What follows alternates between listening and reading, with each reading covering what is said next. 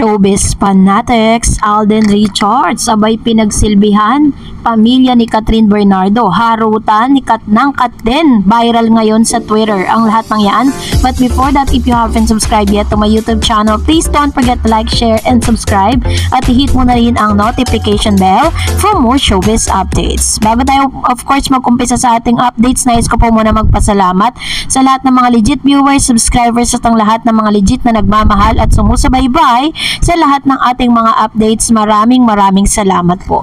Matapos ngang kumalat sa social media or sa Twitter or dating Twitter na ngayon ay X, ay trending nga po ang mga tambalang Kat din at si Alden Richards. Kat din with the tweets na 3,892 post and 10,300 post naman para sa hashtag Alden.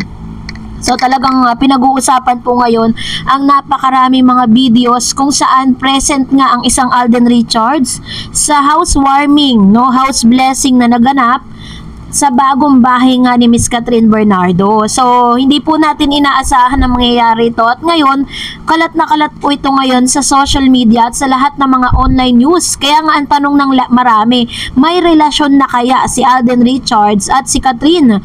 Dahil formal na ngang ipinakilala ni Catherine Bernardo si Alden Richards sa lahat ng sa buong pamilya niya na present nga doon po sa nasabing event. Muling nag-ingay at nagdiwang nga ang Kat din fans sa online world ang Kat din fans. Spotted kasi sa house blessing ng mansyon ng pamilya Catherine Bernardo sa isang exclusive subdivision sa Commonwealth, Quezon City, si Alden Richards nitong Huwebes ng gabi. Agad nag-trending ang videos kung saan makikita si Alden pa ang may hawak ng tray ng cocktail drinks. Ang aktor kasama ng aktres na nagbigay ng drink sa mga magulang ni Catherine, mga kapatid at sa ibang mga guests para sabay-sabay nilang magkampay. So ibig sabihin si Alden Richards po yung parang talagang kumbaga ginawa po niya talaga yung part niya para po maaring to win the heart, para po ma-win niya yung puso ng pamilya ni Catherine, 'di ba? Pinusuan din ng netizen ng video kung saan makikitang tinutukso ng mga guests ang Kat din pero tinawanan at sinayawan lang sila ni Kat. Oh my G. Very low profile ang pamilya Bernardo kaya walang kaalam-alam ang mga fan na nung Huwebes na pala inaabangan ng house blessing ng napakalaki at napakabonggang mansyon ni na Mami Min, Daddy Teddy, mga anak na sina Kat, Christine at kay Kevin.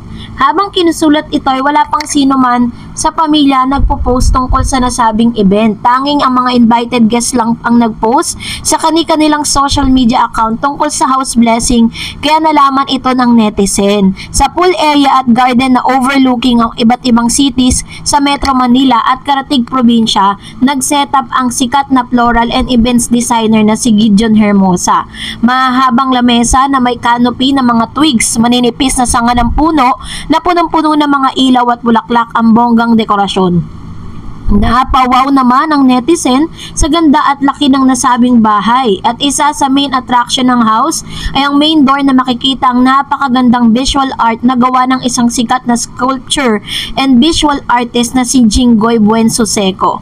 Sa main reception area ng bahay na ay visible rin ang napakalaking contemporary art masterpiece na gawa rin ni Jinggoy. Bukod kay Alden, spotted din sa Bernardo Mansion ang big bosses ng ABS-CBN at mga star magic handlers and road manager na sina Jelly de Belen, Robbie Domingo, Darren, Maymay Entrata, Loisa Andalio, Dimples Romana, Dominic Roque, Chippy Lomino, and fashion designer na si Mr. Mark Bam Garner, makeup artist na si Denise Jigo Ochoa, at ang anak nila Dominic Ochoa na si Sandro.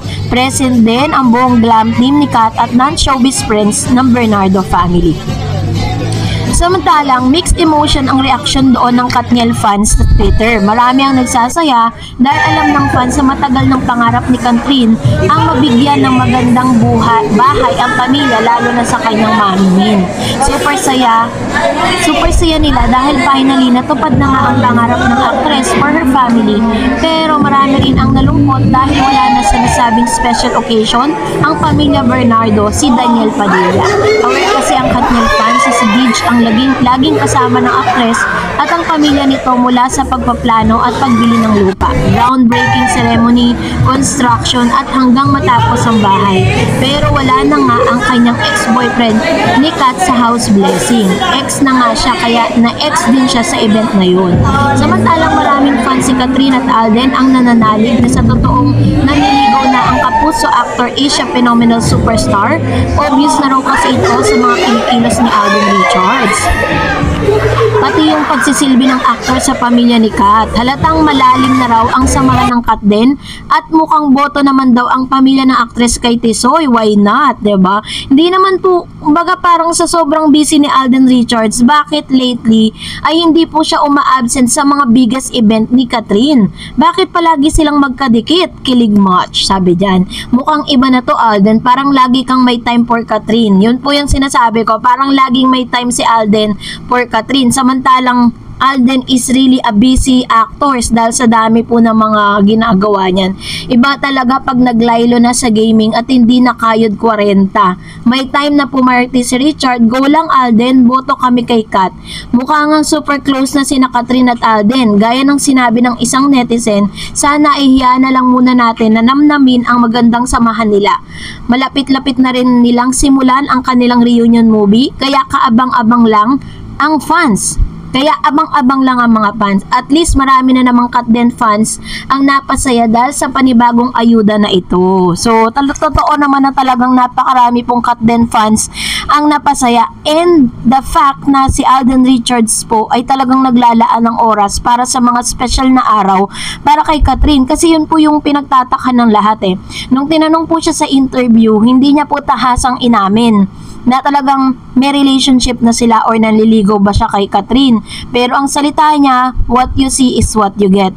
Ang isang lalaki po ay hindi po yan mag-spend, hindi po mag-i-invest ng time and effort yan kung hindi niya pinupursue ang isang girl. At the same time, makikita naman natin sa mga effort po ni Mr. Alden Richards para po harapin mo lahat ng pamilya ni Kathryn, diba? At tignan mo naman yung mga gestures na pinapakita ni Alden at ni Kathryn.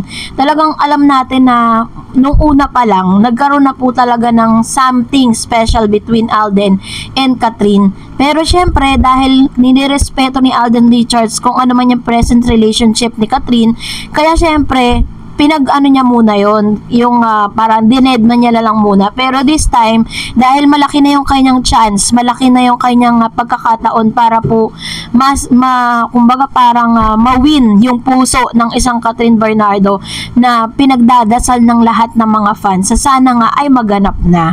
No? Kayo po, ano pong saloobin ninyo patungkol dito? Comment down below.